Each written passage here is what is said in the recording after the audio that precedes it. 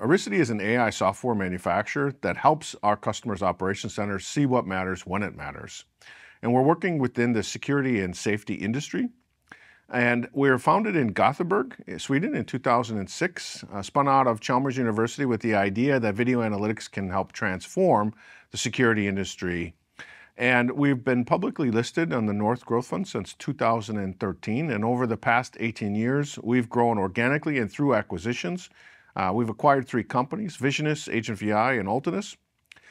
We provide generative AI solutions and services and products that will help our customers improve their security and safety monitoring. We're 84 employees with dozens of patents, and we're a growing business.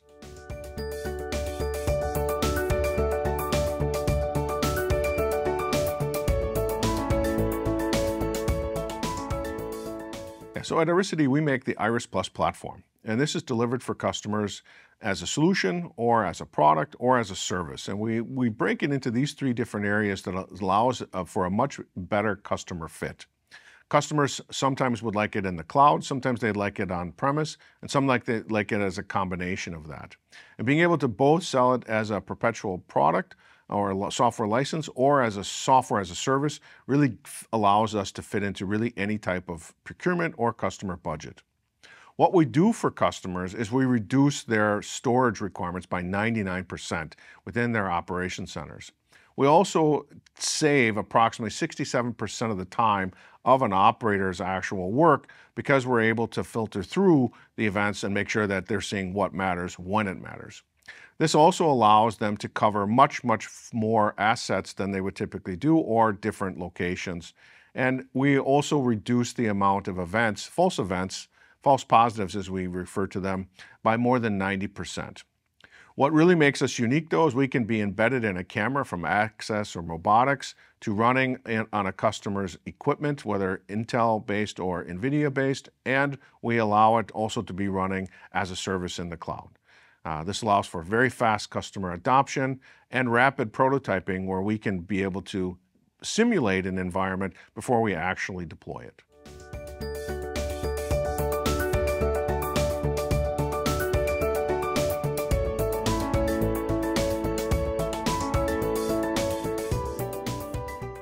$18 months ago when I joined Irisity, I sat down with the board and we mapped out a set of investments from 2023 through 2025 that would lead us and shape the organization to be more cash flow positive and have a positive EBITDA.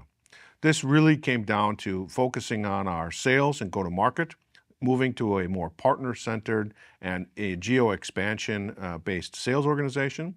Second was to accelerate our mid-market, where we have a faster customer onboarding, faster quote-to-cash process. And a mid-market was an area where we could have went out and acquired Ultinus to be able to deliver that versus trying to build that ourselves. Third was we needed to streamline our R&D and services and service delivery.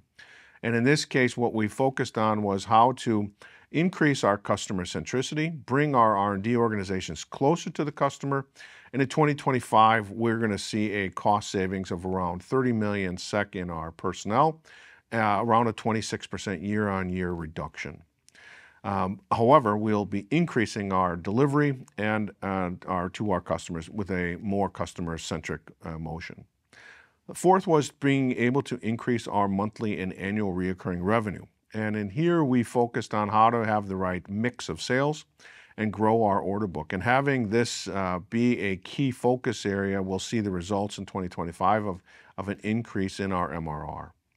And lastly was being able to utilize generative AI to accelerate customer fit. And this is key in both customer satisfaction and being able to grow the customer after we've landed and started the customer's deployment. And we see this as a great way to also increase our addressable market by taking on more use cases without necessarily having to rebuild the R&D each time.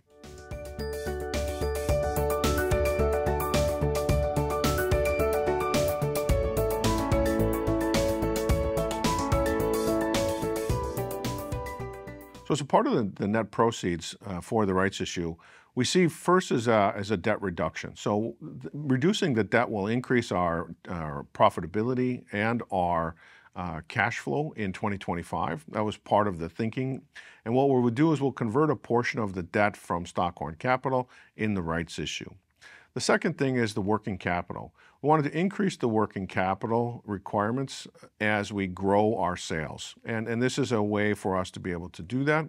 And third was to have a portion of it be continuing to expand our geographic footprint, where we'll be making some investments in some of the geos to continue to accelerate our sales.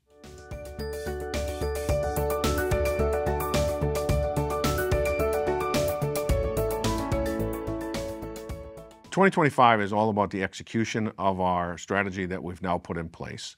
We'll continue to focus on our sales growth, looking to increase our mid-market product mix as well as our MRR.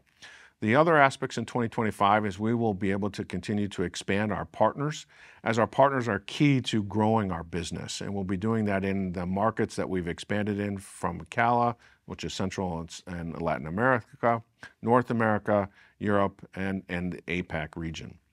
In addition to that, we'll be focusing on new offerings to our central monitoring customers, which are in our services business, where we sell our remote guarding as a service and our camera filtering capabilities to help operations be able to work with many of the different types of camera types that are out there.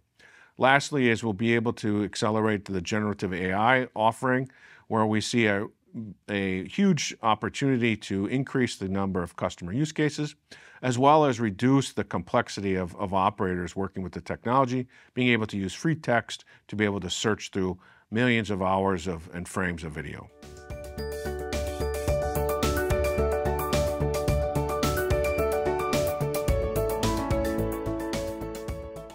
We are in an industry that is receiving a significant amount of investment. So we are a growth industry.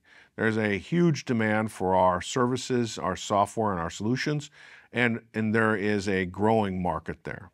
The second is our PS ratio is undervalued.